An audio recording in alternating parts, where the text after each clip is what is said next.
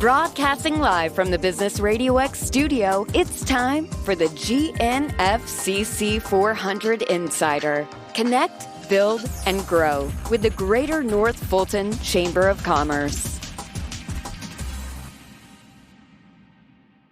Good morning to all of our guests. I see that most of you have made it in from the waiting room, so we're going to go ahead and start our panel today. I'm Callie Boatwright, the President and CEO of the Greater North Fulton Chamber, and I'm delighted that you chose to join us for this regular Thursday webinar. Just as a reminder on the instructions, everybody has been muted upon entry, so if you can please all keep your microphones on mute, then we'll avoid any background noise. If you have a question for our panelists, please use the Q&A feature, which you'll find at the bottom bar. We can address those questions at the end of the presentation when we see how much time we have available. We appreciate you using that technology for this. It is my pleasure to introduce our sponsor and our moderator today. I do want to thank our media sponsor, Business RadioX and John Ray. The webinar recording will be available following the presentation, and of course, we will send a follow-up email with that link and any slides that are presented in our Chamber Link e-newsletter, as well as our website front page. I want to thank Ken Davis, who's with us today. Our forum sponsor today is Renaissance Bank. Renaissance has been a faithful partner of the Greater North Fulton Chamber, and of course, we appreciate very much their support of our programs and events. Ken Davis serves as the North Georgia Region Community and Business Banking President for Renaissance Bank. He has more than 30 years of experience in the finance and banking industry. And prior to joining Renaissance, Ken served as the executive banker at several other regional banks with responsibility to increase both commercial and consumer loan and deposit share in North Metro Atlanta. Ken is also a past chairman of the board of directors for our chamber, which we appreciate very much. Ken, thank you for your commitment to the chamber and the North Fulton community, and to me personally, I appreciate your support. We appreciate your sponsorship and you serving as moderator of this esteemed panel. Thank you, Callie, and thank you for the opportunity to participate. And also for the dedication and your leadership and your staff's dedication during these challenging times. Due to the challenging and changes in the workplace, many businesses are planning for their new normal. And this morning before the call started, I heard there's now a term called the forward normal. Whatever it is, it's not going to be the same as in the past. Businesses are leaning upon the relationships with their bankers, insurance agents, accountants, attorneys, and other professionals. Each business is developing a recovery plan and concerned about cash flow, revenue projections, revenue generation, payroll costs, and many other issues. On today's webinar, we're going to focus on the financial part of your business and how you can be the best prepared moving forward. According to the Georgia Bankers Association, as of the middle of May, Georgia banks had made 131,000 loans under the Payroll Protection Program, totaling just over $14 billion. That ranks Georgia 7th in the number of loans nationwide and 11th in loan volume. The average loan size in Georgia is $107,000, while nationally, the average loan size is $117,000. According to the SBA data, as of May 19th, a total of $513 billion had been approved, leaving approximately $130 billion still available. And I know Renaissance Bank, as well as the other bankers on our panel today, are probably still taking PPP applications even up to today. The North Fulton City's economic development groups, along with the Greater North Fulton Chamber of Commerce and Select Fulton, recently conducted a business survey. Here are some of the interesting findings. 60% reported their businesses have remained open. 54% reported temporarily laying off employees, and 72% of the companies indicated lost customers as their largest factor hindering the restart of their business operations. The largest overall trend was the business's concern about how to market and operate in this quickly changing environment. And with that said, we're glad to have a panel of experienced executives join us today to help us meet these challenging times.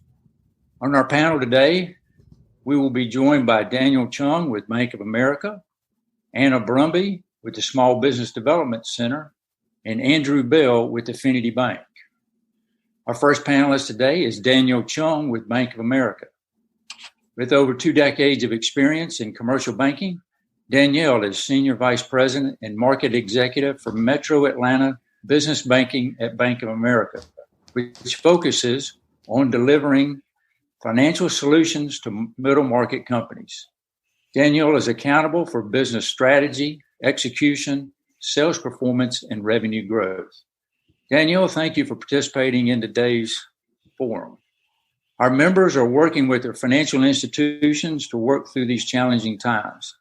Can you talk with our members about contingency plans, cash flow forecasting, and staffing forecasts? And what other financial reports should they be considering when discussing their future financial outlook with their bankers? Thank you, Ken.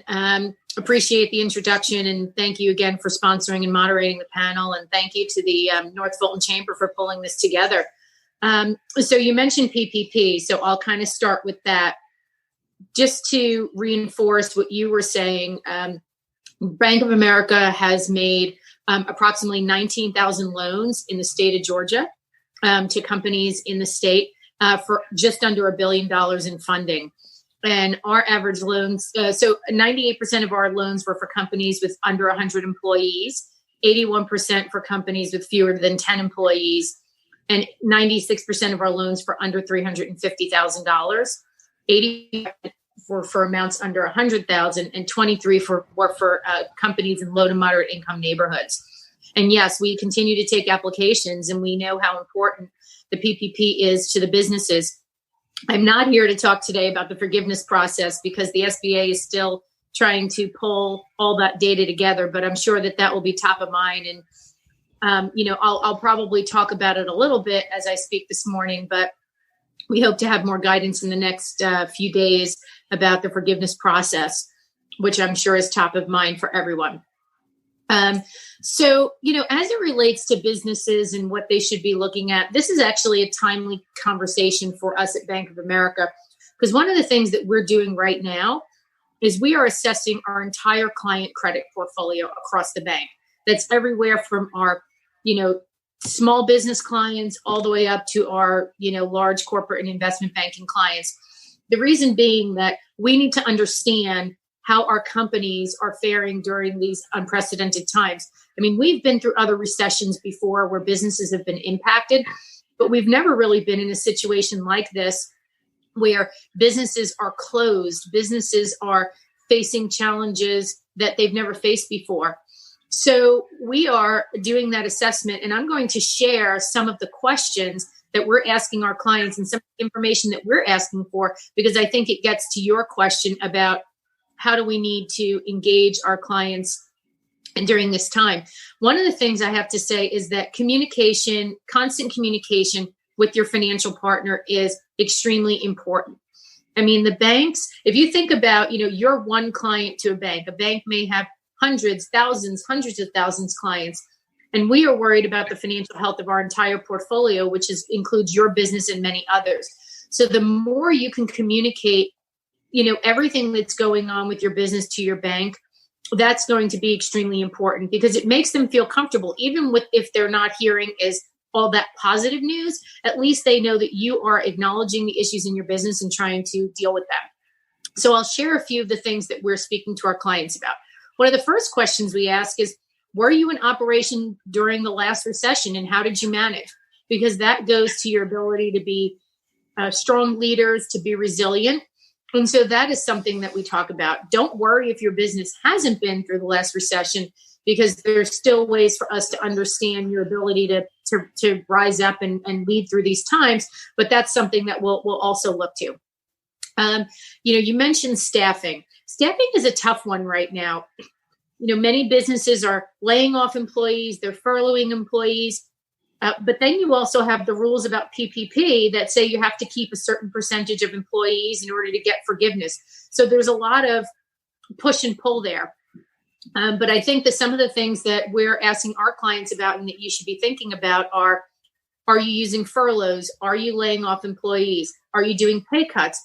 What are you doing to owner distributions and salaries? That's really important during these times because we want to know that the owners aren't taking excessive amounts of money out of the business and they're leaving it there to create stability and reserves on the balance sheet. Again, we talked about PPP. Keep meticulous records about your staffing, how many people you have on staff, who you retained, who you didn't, because that will be part of the information that you're going to have to provide at some point to whatever bank did your PPP for forgiveness. The other thing that we're hearing is, are you having trouble getting people back to work? Many employees in certain industries are nervous about coming back to the office, especially if it's a high-risk environment like a supermarket or a restaurant. We're also hearing that certain employees may be getting more money on unemployment than they would be getting employed. And so I know that the SBA just released some recent guidance that they can use some of the PPP money for bonuses or hazard bonuses that may be able to attract some of those folks back to the workforce. Use the job boards as a resource. I know the Greater North Fulton Chamber has a job board put up. Some of the other chambers do. That's a great place to sort of source talent if you're having trouble getting folks back. And the other thing to think about is, are you able to upgrade talent? There are a lot of people who are really skilled that are out of work right now. And you might be able to get some folks in that have a skill set a little bit higher than you would have been able to attract at, a similar price. The other things that we're talking to our clients about are demand. Are you experiencing reduced demand? How are you flexing your business to accommodate that? Are you doing staff reductions? Are you cutting expenses, distributions, salary changes? Are you pivoting to other products? We actually had one client who was in the personal kind of hair care products, and they're seeing a decrease just because, well, let's face it, we're all staying home. Nobody's doing their hair. But they were able to pivot into making hand sanitizer. So how are you thinking creatively about your business and how can you bring back demand? We're also thinking about supply chain disruptions and contingency plans. Are materials costing more? How are you handling that? Can you pass those costs on to consumer, or does your business have to absorb them? Again, talk to your banks. What can they do to help? Have you accessed PPP? There's still money available. So those are still loans that you can access. And if you're not sure, reach out to your local banker and they will give you some guidance on how you put that application together. I know Bank of America is doing a lot of payment deferrals for our clients, whether it be on their term debt, changing some payments on card programs and things like that. So there are some push and pull that you can work with the banks on in trying to smooth out your cash flow. The most important thing, though, is liquidity. How many days or months of liquidity do you have on hand? What's your cash burn? Do you have access to capital from a parent company, an unused bank line, a guarantor, a sponsor, private equity? What can your guarantor or owners put in the business if needed? Are your clients paying timely? What demands do they have on their cash flow and how's that impacting yours? And will you have liquidity needs in the next 30, 60, 90 days? And how do you expect to meet those? And this is where I have to put a plug in for our CPAs. A lot of this information, putting together, we're asking our clients for sometimes weekly profit and loss statements. So weekly income statements, weekly P&Ls, 13-week rolling cash flows, updated balance sheets. Please engage your partners, engage your CPA, and have them help you with this. It's not easy. If you've never put together a 13-week cash flow, there's so many factors to consider. All the things that we talk about, staffing, supply chain disruption, demand changes. Use your partners and just, again, be ready to be in constant communication. Your banks will work to see you through this if you are communicating and doing the right things in your business. Thank you, Danielle. Some great insight there. And one of my takeaways was your very first comment, and that was communication. Bankers love to get communication, and not communicating is usually not a good sign from a banker's perspective. So even if you have bad news, over communicate and make sure your bankers are informed as to what's going on in your business. Thank you. Our next speaker Couldn't agree more. Anna Brumby with the Small Business Development Center. Anna has 15 years of experience as an influential business leader with a history of designing and executing successful marketing, branding, and business development strategies. As a consultant for the SBDC, her areas of expertise include building business growth strategies, designing marketing strategies, competitive intelligence analytics, product development, go-to-market sales strategies, and brand design. Anna, there are several SBA loan programs available. Can you please give us an overview of all the SBA, maybe not all the SBA programs, how about that? Overview of some of the SBA programs like the PPP, Paycheck Protection Program, the EIDL, the Economic Impact and Disaster Loan, and possibly the 7A loan program as well. And are there certain programs that work best for small, medium, and large-sized businesses, maybe retail businesses, restaurants, and hospitalities?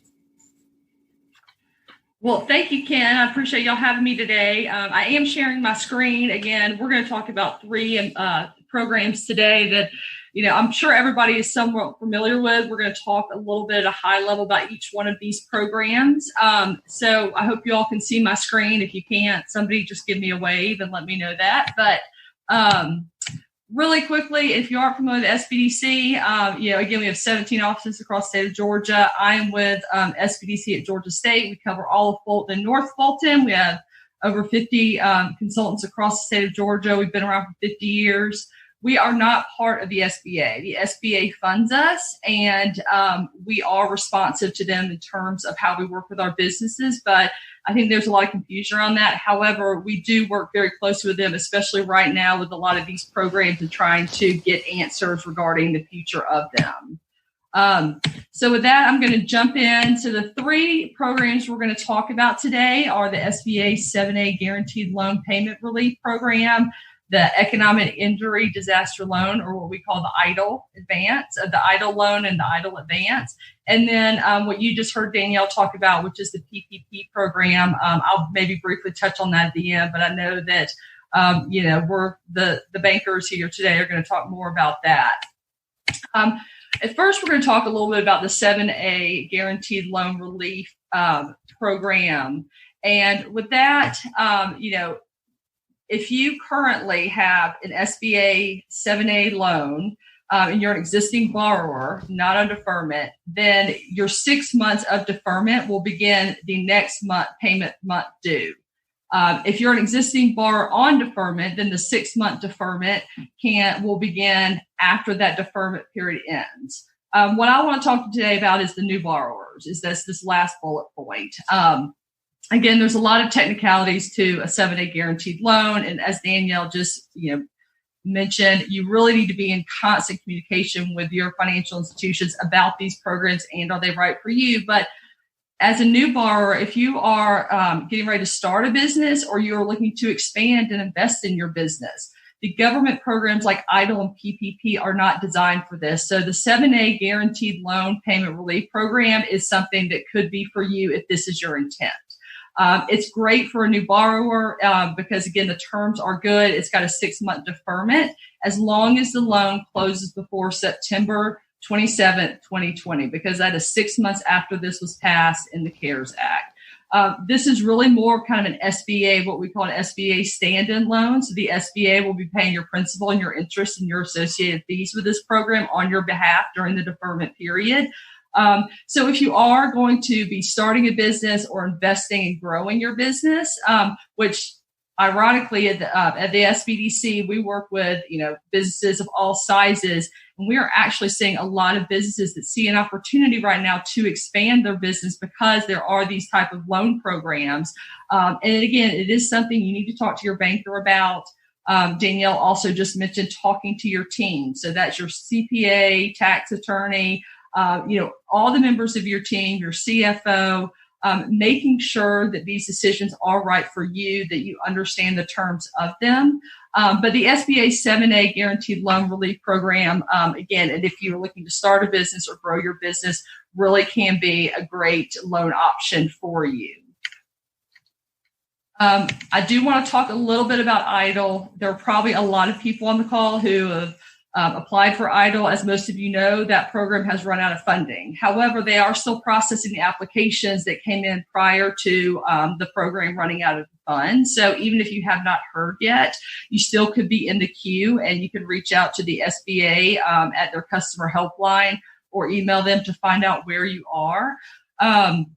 The EIDL program, again, this was designed by the federal government to help businesses stay afloat during this time. You all saw with the SBA and with the federal government, they initially said they were going to loan up to $2 million. And then they quickly came back when they saw how many companies were actually applying, that they lowered that to $150,000. We are still seeing those loans come through. Like I mentioned, the loans are based solely on credit scores. Now, one of the things I want to talk to you about today is, we've seen a few things which we were kind of a little surprised about. We've seen some credit scores as high as 675 for those that apply for EIDL have been turned down based on that. If you are in that position, you can actually go back and you can ask to appeal that decision. It is going to be a long and lengthy process, but you can appeal if you're turned down for the EIDL loan.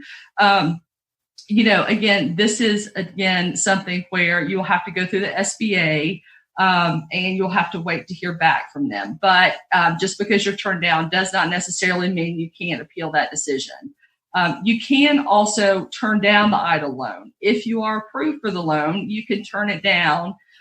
What the government said initially is that you will have up to 6 months to be able to go back at any point and say, you know what, I've changed my mind. Actually, I do want that money that I was approved for, and you won't have to go through the process again.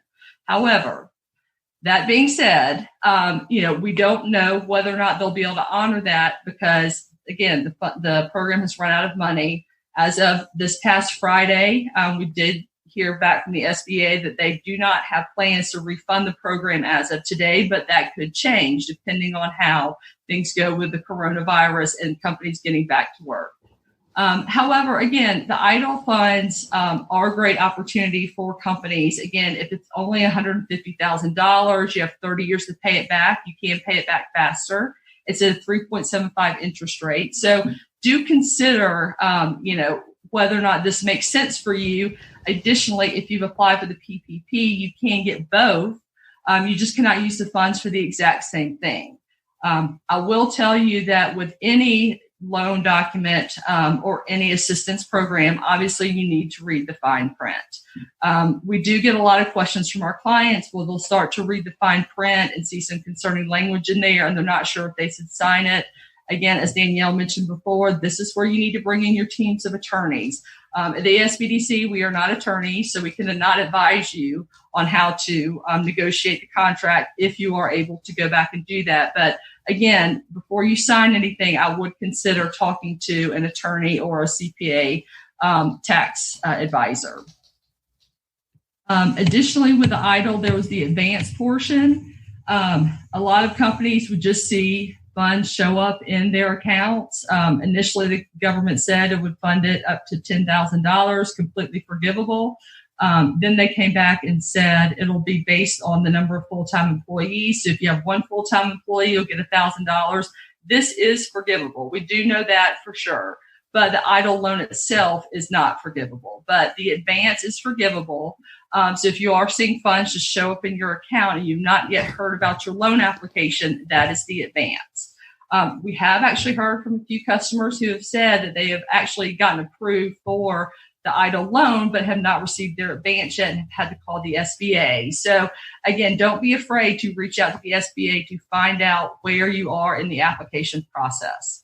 Another interesting thing that we saw with one of our clients is that they were wondering why their application was being held up. They were one of the first to apply. When they called the SBA, they found out the SBA could not check their credit because they had frozen their credit because of the Experian breach. So they had to then go and unfreeze their credit, call the SBA back. Then the SBA was able to process their loan pretty quickly and was able to move it forward. So if you have not heard and you did apply, I would encourage you to reach out to the SBA. All of these slides are going to be available to everybody. I'm not going through each and every point because I don't want to bore you. But again, a lot of this information has been out there, but I did want to give you some real life experiences of what we're seeing. Also with EIDL and the SBA, the SBDC, as I mentioned, we are not actually under the umbrella of the SBA in terms of we do not report to the SBA as our employer, even though they do fund us. However, we do have one point person that communicates with the SBA on a daily basis. So any questions we get from clients where they need clarifications about things, we will submit that to our point person, and they will then submit that to the SBA, and we will get a response. So if you are concerned about anything regarding your EIDL loan or questions regarding the contract, or if you want to return the funds or turn them down, or unsure why you're approved for a certain amount, please feel free to reach out to your SBDC, myself especially. My information is at the end of this, and we'll be happy to reach out to the SBA on your behalf.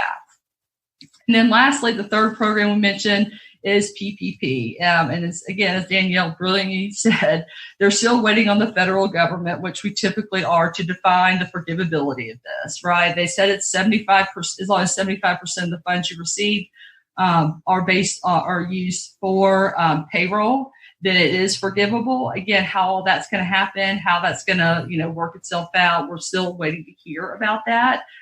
This is great. The PPP is such a great program because, one, there's still funding there. Two, the banks have done such a great job in processing these loans. They've actually gotten to small businesses faster than the EIDL loans, as well as the size of the loans are much larger that they're able to get. So for larger businesses, especially, even though, as Danielle mentioned, I think 80% of hers have fewer than, 10 employees. They are really looking out for those small businesses. So again, if you have not applied for a PPP program, I would, highly suggest calling your financial institution, your commercial banker, and reaching out to them to apply for this loan. It is a wonderful program. And again, it is getting money into the hands of customers faster. And so we will continue to see kind of how that plays out.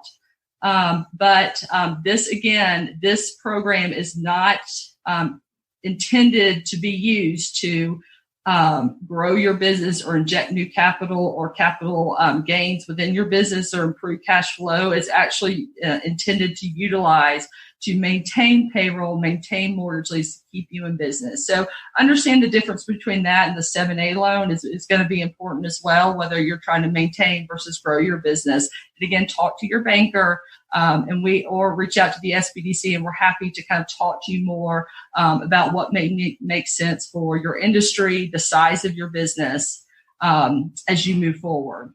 And the last thing I really do want to say, and again, as Ken mentioned at the beginning, the forward normal that we're now experiencing that everybody's talking about, if I can impart any wisdom on this group, if you can remember one thing that I've said today is that you can never know enough people with access to capital. So take this opportunity today in this forward normal, not only to communicate with your existing banker, but utilize, great organizations like the Greater North Fulton Chamber to get to know other lenders in the organization, get to know VCs, get to know angel investors. If you've got a neighbor up the street that sold his business 10 years ago and sitting on a lot of cash, take him to coffee. One of the most important things, if you're looking to buy a business, start a business, even sell a business or grow your business in the future, you can never know enough people who have access to capital. So in this forward normal, make that a priority to grow your network in this area. Thank you, Anna. It is important, a key part there. It never hurts to know a lot of people, particularly friendly investors, to help you out during this time. So thank you for that insight. Our final panelist is Andrew Bell with Affinity Bank.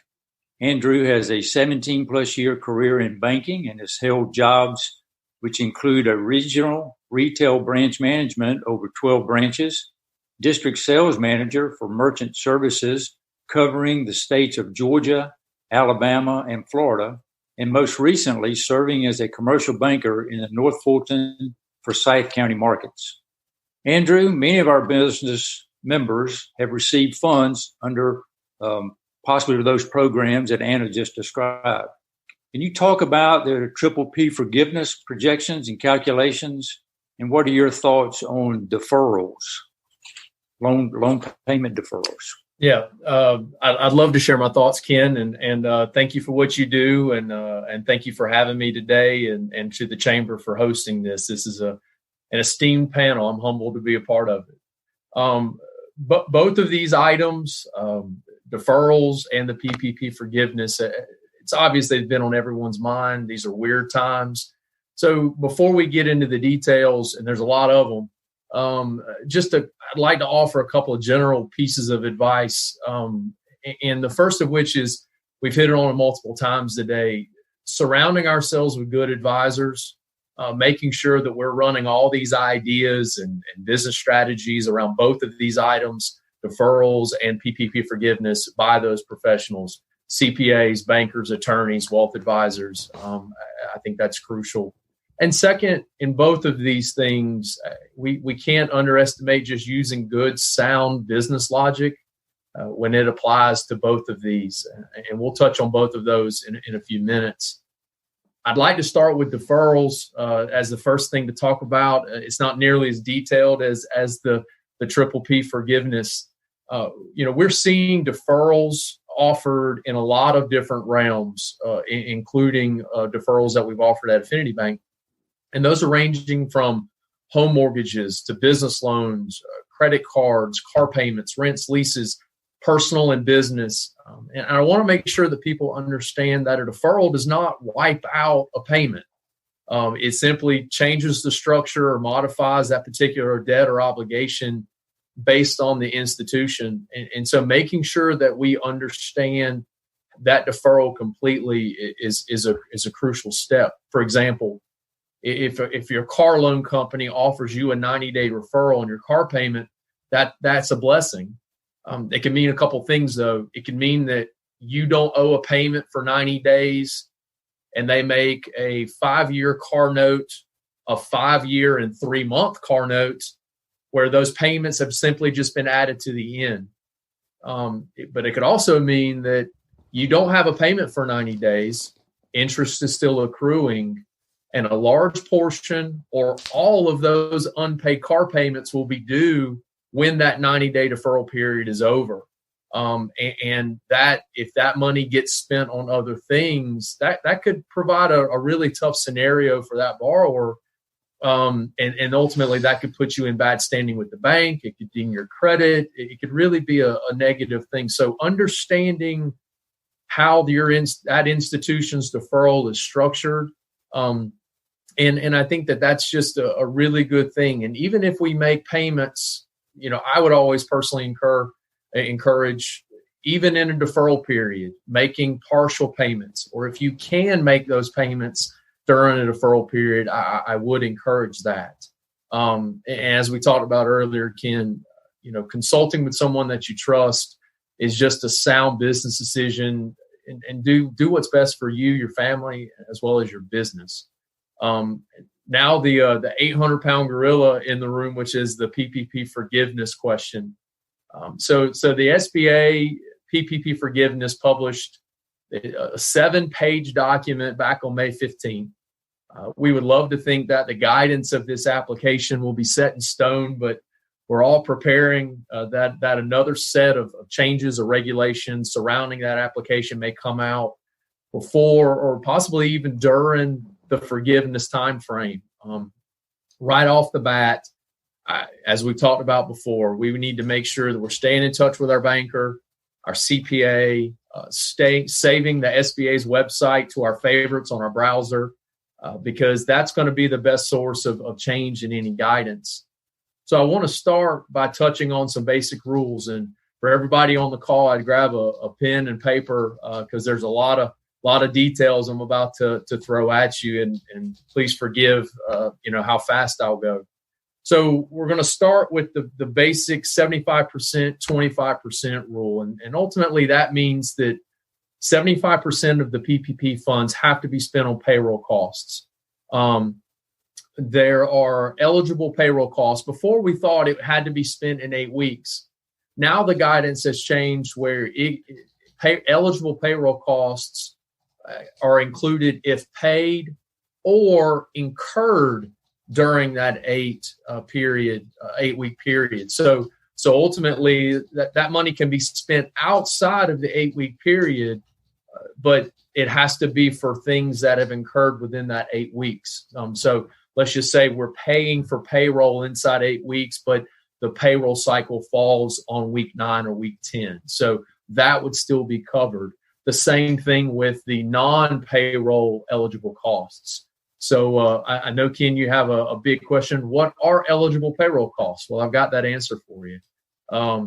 Gross wages, tips, vacation, FMLA, bonuses, commissions, severances, hiring new employees or increasing employees' wages are included.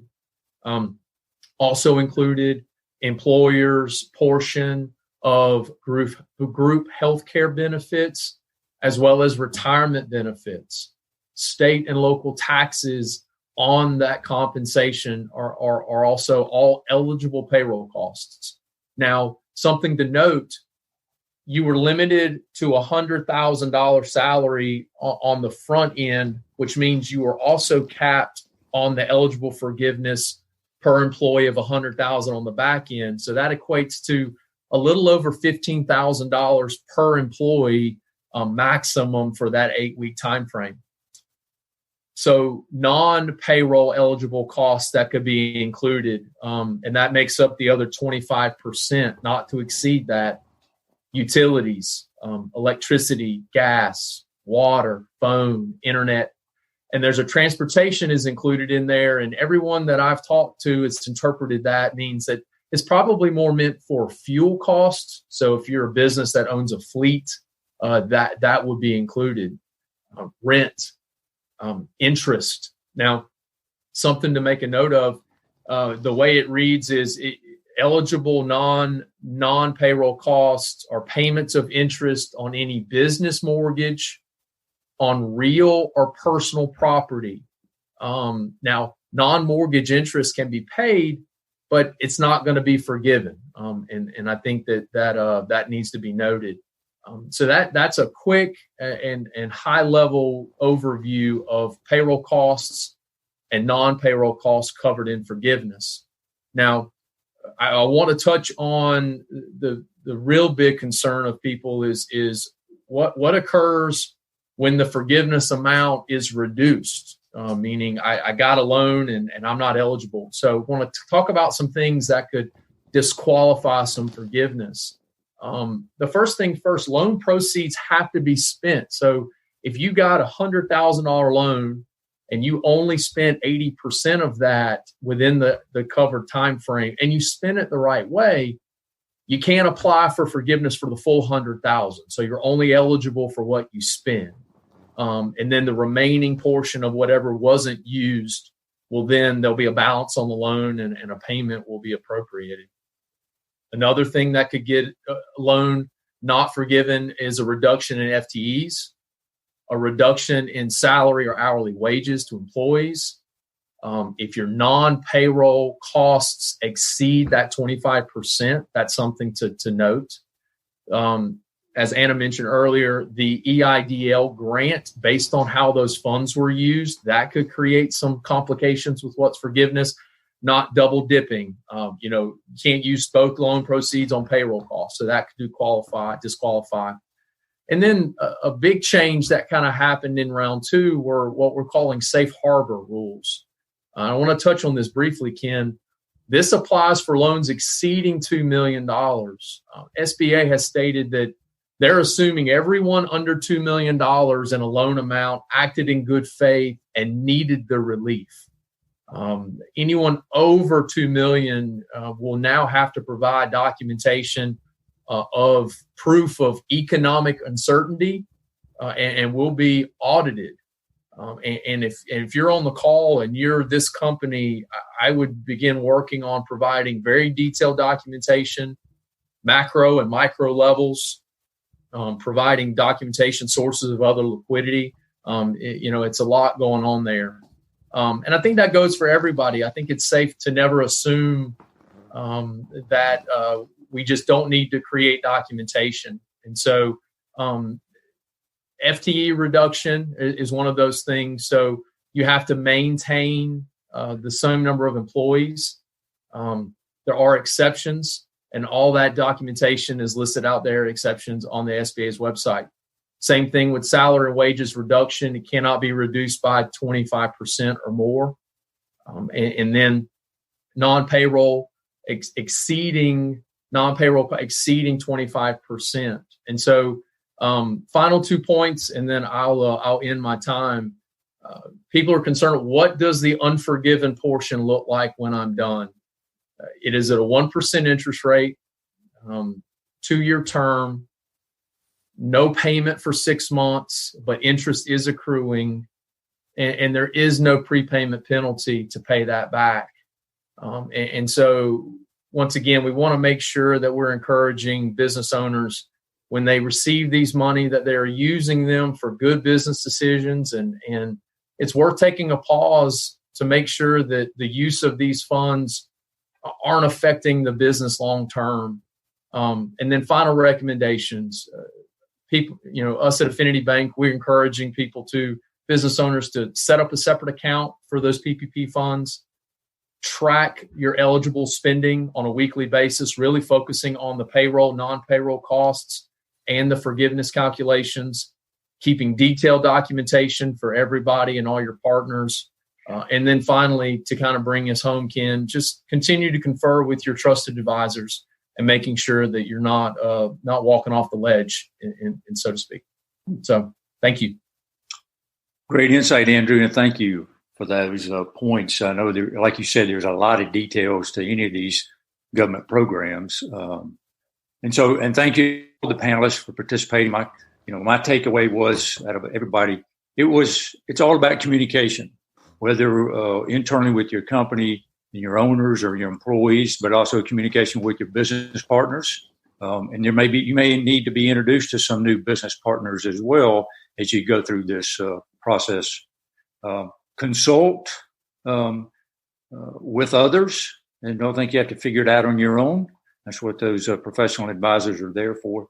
And then, as you said, Andrew, and Anna stressed as well, make sure you read the details. Not only a loan agreement you may engage in, but also know that a lot of these programs, and particularly on this forgiveness piece, that there's a lot of that the bankers and the other professionals just don't know yet, and we're waiting on guidance from the SBA. And as we saw during the PPP process, phase 1 and phase 2, we got clarity as we went through the process. And we used internally, our chairman used the example, we were building an airplane as we were flying at the same time. And that's probably what a little bit of the forgiveness piece is going to be about. But know that everybody wants to communicate just as quickly as we can. Stacy, I see that we have a couple of questions. Do you want to kind of take those over, and panelists will answer them? Sure. Thanks, Ken. We do have a couple of questions in the question and answer function of Zoom. So if you have another question, be sure to add it in there for us. Danielle, you want to start us off? When do you expect more guidance and clarity on the new Treasury Main Street lending program? Yeah, happy to answer that one, Stacy. So, we are still hearing that June is the date. Now, I know June is next week. So the banks have been given, a significant amount of guidance, but it's all still subject to change. I mean, what I can say is that they are still targeting next week or sometime in June, right? What I can share is just a few facts. And sorry, I'm looking to the side. I've got a couple things on my screen here. So this program is really for companies with under 15,000 employees. If you think about PPP, the cap on there was 500 employees. So this is really meant to capture the next tranche of client sizes. And, if you have a PPP loan, it does not exclude you from participating in Main Street.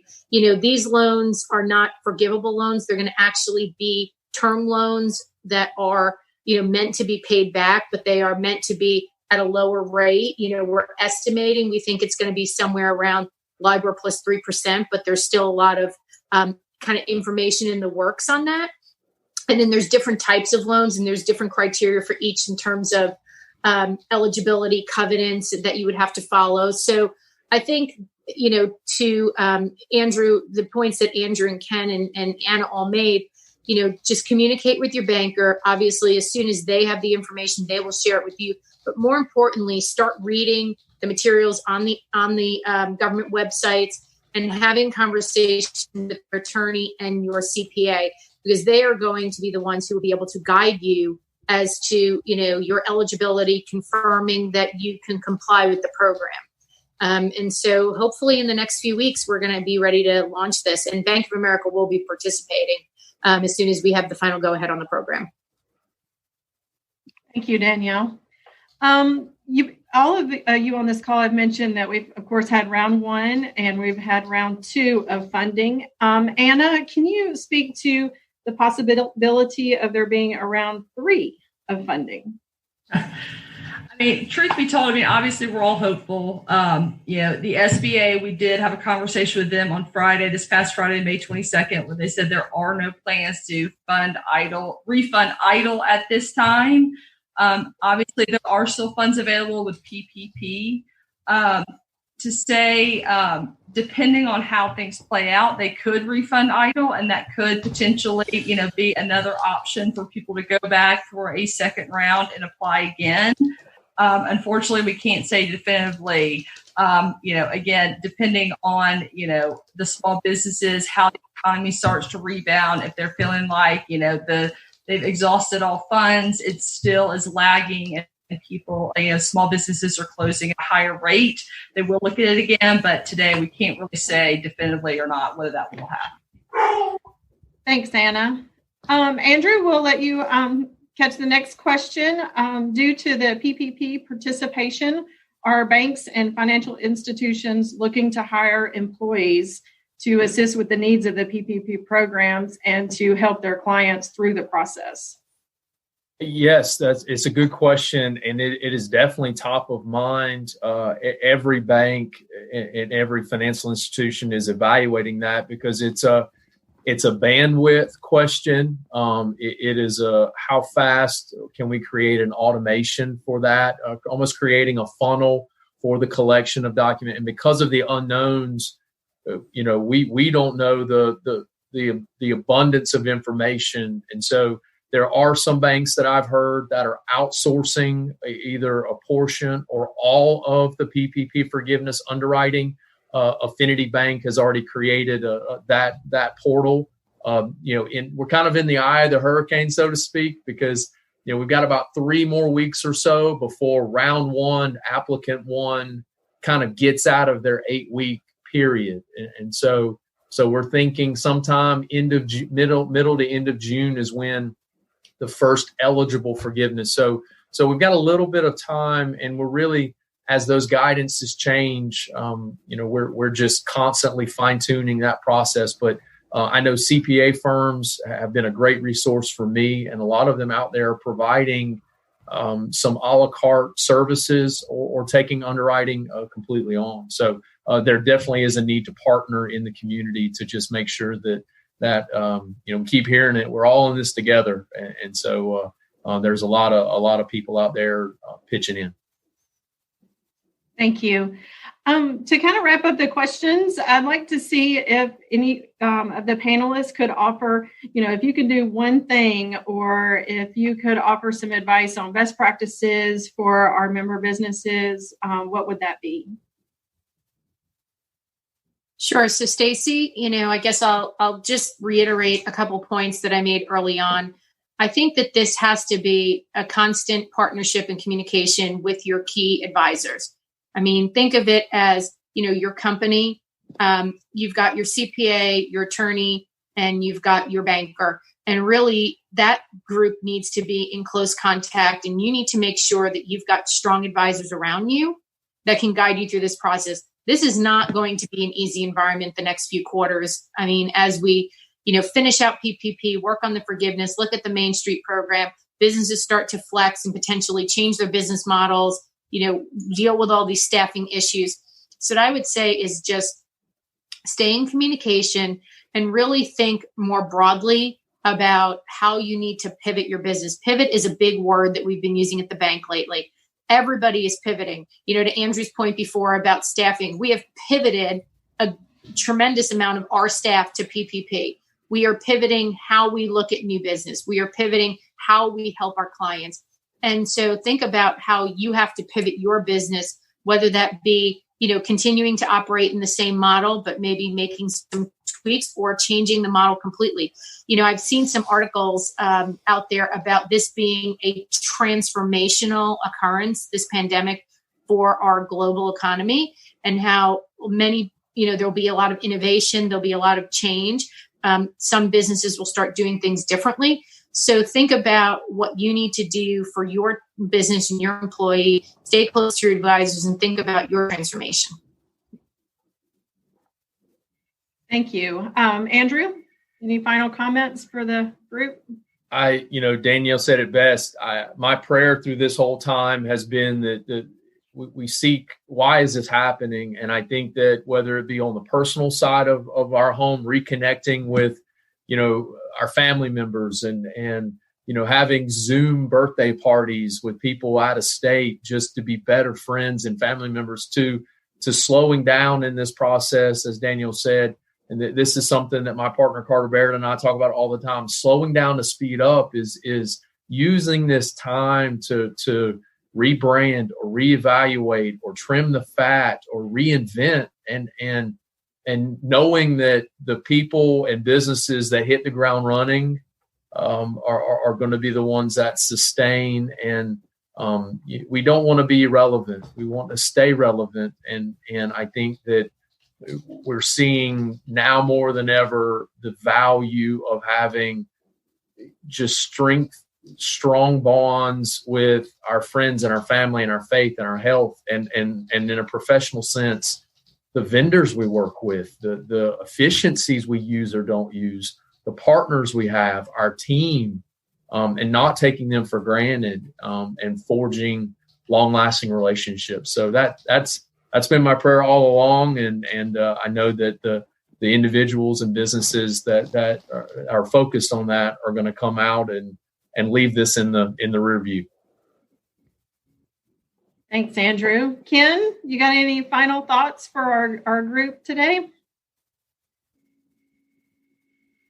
I think it's all been said very well by our panelists. Communication, good news, bad news, and I think it goes back to that relationship piece, as Andrew talked about, and we've got to have a long-term view to this. I mean, we started the year thinking in January we had a new flu virus, and then all of a sudden in February the stock market crashed. In March we're getting government aid, and we're just now beginning to come in some parts of the state to different phases of the governor's plan, and the city of Atlanta is coming into phase 2. So each market's got its own challenges, and it's going to be a long road till we get back to whatever this forward normal, new normal is. So I think it's important as individuals, as owners, as husbands, wives, grandparents,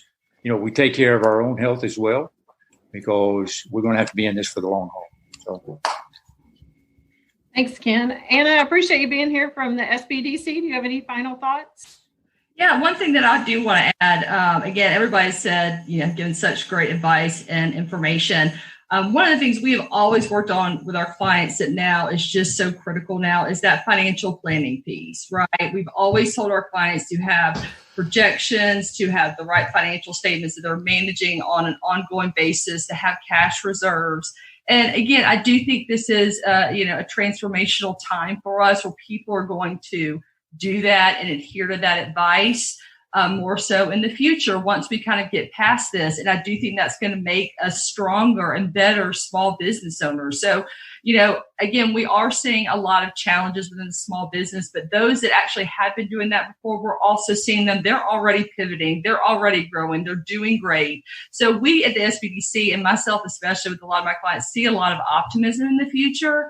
And it is still a wonderful environment to be a small business owner. So we do want to encourage those that are thinking about in the future to continue to think about it and to continue to have the right advisors, have the right banking relationship, make sure you're planning adequately and appropriately. And then, once you're getting your business set up, again, to make sure those financial statements, those projections, those cash reserves are there to sustain you if something happens. And hopefully it'll never be anything this catastrophic again. But again, just making sure you're making sound business decisions. And then I'll just reiterate, you can never know enough people with access to capital. So if you can do anything starting today, tomorrow, start to grow that network, start to, reach out to people digitally, have, digital meetings, go to meet for coffee now that those are opening up. So I would say grow that network to really be prepared to, for anything like this in the future. Thank you to all of our panelists. We appreciate it so much. Anna, I think your point's well taken. Right now, it is all about relationships. And I consider myself and GNFCC very lucky to have you all as part of our team. So thank you for that. We also appreciate your time. And we know how busy, especially, the bankers have just been insane over the last 2 months. And so we really appreciate you fitting us into your schedule and being with us today. Ken Davis, thank you for being our moderator. And thanks to Renaissance Bank for being our sponsor today. We appreciate you so very much. Just so everybody knows, our next Economic Recovery Webinar Forum will be next Thursday, June 4th. And we are going to have a big surprise. I don't know how many of you knew this, but Zoom is actually in Alpharetta. And so we have worked with them and have an executive with Zoom who's going to come on with us to talk about not just the regular connectivity, but kind of tips and tools from the folks who created Zoom. So that you can learn more about working remotely or coming back into your forward normal and how that will all look with some new tips and tricks like the pros. So you will be able to register for that on our website at gnfcc.com, and we'll be able to receive the Zoom call information for the call about Zoom. That's going to get confusing. Right now, we just are very appreciative that you took your time out to join us today, and we hope you have a great day, great rest of your week, and we'll see you next week. Thank you.